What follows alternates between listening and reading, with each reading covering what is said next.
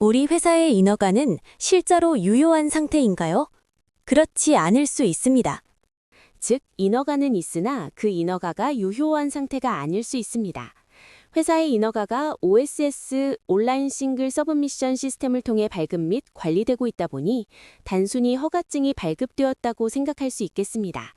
그러나 OSS 관리의 핵심은 각 인허가가 실제로 유효한 상태인지, 그리고 그 인허가에 수반된 의무가 제대로 이행되고 있는지를 점검하는 것이 더욱 중요하다 하겠습니다.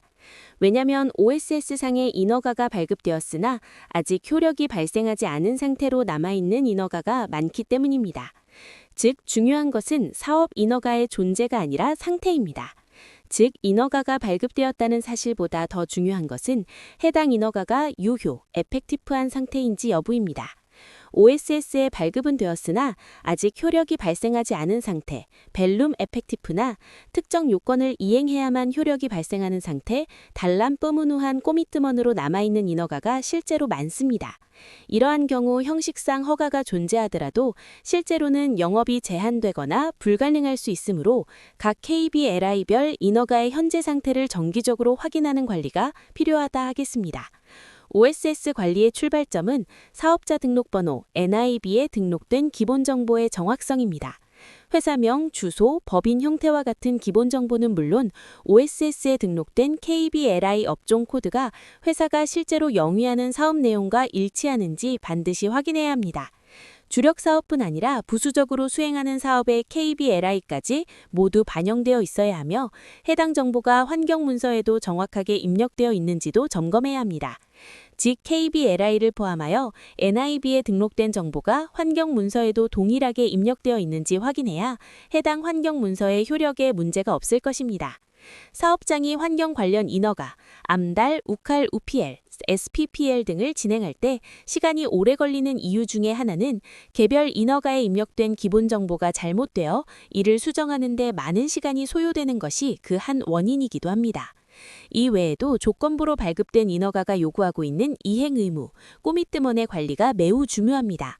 환경 관련 인허가 암달, 우칼, UPL, SPPL, 건축 관련 인허가 PBG, SLF, 그리고 운영 단계에서 요구되는 서티피캇 스탄다르나 각종 보고 의무 등을 기한 내에 이행하지 않으면 OSS상에서는 허가가 존재하는 것처럼 보이더라도 실제로는 법적으로 유효하지 않거나 향후 행정 제재의 대상이 될 수 있습니다.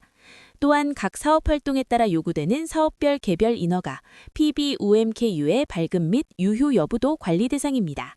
제조업, 무역업, 수입, 물류, 위험물 취급, 환경 배출 등 KBLI별로 추가 인허가가 요구되는 경우가 많으며 이들 인허가는 OSS와 연동된 다른 정부 시스템, 즉 시이나스, 환경부, 산업부, 무역부 등의 플랫폼을 통해 승인 절차가 필요한 경우도 많습니다. OSS 화면에 표시되어 있다고 해서 모든 절차가 완료된 것으로 오인하지 않도록 주의해야 합니다. OSS는 위험도 기반 인허가 체계를 적용하고 있으므로 각 사업의 위험도 수준에 따라 요구되는 인허가의 종류와 수준이 다릅니다. 저위험 사업은 NIB만으로 가능하지만 중위험 또는 고위험 사업의 경우에는 서티피캇 스탄다르나 정식 이진이 필요합니다. 사업 내용 변경, 증설, 공정 변경 등으로 위험도가 상향되는 경우에는 추가 인허가가 필요하거나 기존 인허가가 자동으로 무효화될 수 있으므로 이러한 변화가 OSS에 적절하게 반영되어 있는지도 관리해야 할 것입니다. 아울러 환경문서, 건축 인허가, 실제 운영 내용이 OSS에 등록된 정보와 일치하는지 여부 역시 중요한 점검 포인트입니다. 환경문서에 기재된 사업 규모, 생산 능력, 주소 및 위치 정보가 OSS에 입력된 내용과 불일치할 경우 환경조사나 기타 행정조사 과정에서 문제가 될 가능성이 매우 높습니다. 건축물의 용도나 연면적, 실제 사용 현황 역시 PBG, SLF 내용과 OSS 정보가 일치하는지 확인해야 합니다. 환경문서에 기재된 사업 규모, 생산 능력 등이 실제 운영 내용과 다르거나 OSS에 등록된 정보와 불일치하다면 환경문서를 업데이트해서 OSS에 등록된 정보와 일치를 시켜야 사업 허가증 역시 안전하다 할 것입니다. 인도네시아 정부가 회사의 인허가를 OSS로 관리하는 이유 중 하나가 사업장 인허가를 통합 관리하여 관리 감독을 효과적으로 하려고 하는 것입니다. KBLI에 따른 사업 위험도에 따라 관리 감독 역시 그에 상응하게 끌어올리려는 것이며 OSS를 통해 어느 사업장이 인허가를 취득하지 못하고 있는지도 모니터링이 가능하게 되므로 각 회사는 인허가 관리에도 각별한 관심을 갖고 관리해 나가야 할 것입니다. 환경 관련 서류의 경우 실제 사업 현황과 다르게 작성되어 있고 필수적인 기술적 승인 절차인 페르텍이 아직 완료되지 않은 상태에서 사업 허가증이 발급된 경우 이는 인도네시아 인허가 체계상 단순한 행정 미비를 넘어서는 중대한 법적, 행정적 문제로 이어질 수 있습니다. 우선 이러한 경우 해당 사업 허가증은 형식적으로는 존재하지만 환경 인허가와 페르텍이라는 핵심 요건이 충족되지 않았기 때문에 사후 검증 과정에서 허가 정지 또는 취소의 대상이 될 가능성이 큽니다. 또한 환경 서류가 실제와 다르게 작성된 경우 행정기관은 시정명령, 사업 일부 또는 전부에 대한 중단 명령, 허가 취소와 같은 행정 제재를 부과할 수 있으며 위반의 정도나 고의성이 인정될 경우에는 벌금이나 형사 책임으로까지 확대될 가능성도 배제할 수 없습니다. 페르텍이 없는 상태에서 실제로 대기, 수질, 폐기물 등의 배출 행위가 이루어지고 있다면 이는 무허가 배출로 견주될 수 있습니다.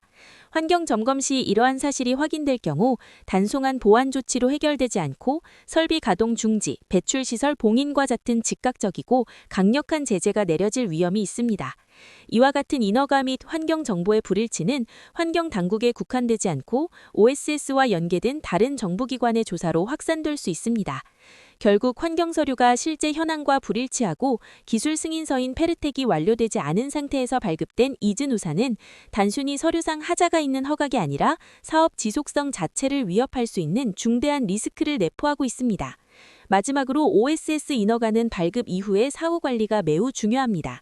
정부의 KLPM, 투자청의 LKPM, 산업부의 시이나스 보고, 환경 모니터링 보고 등의 정기 보고 의무와 유효기간이 있는 인허가의 갱신 여부를 체계적으로 관리하지 않으면 허가 정지나 취소, 행정 제재로 이어질 수 있습니다. 정리하면 OSS를 통한 인허가 관리는 단순히 허가가 있는지를 확인하는 것이 아니라 모든 KBLI별 인허가가 실제로 유효한 상태인지, 필요한 조치, 꼬미뜨머니 모두 이행되었는지, 그리고 관련 환경, 건축, 운영 정보가 OSS와 현실에 일관되게 반영되어 있는지를 종합적으로 관리하는 과정이라고 할 수 있습니다.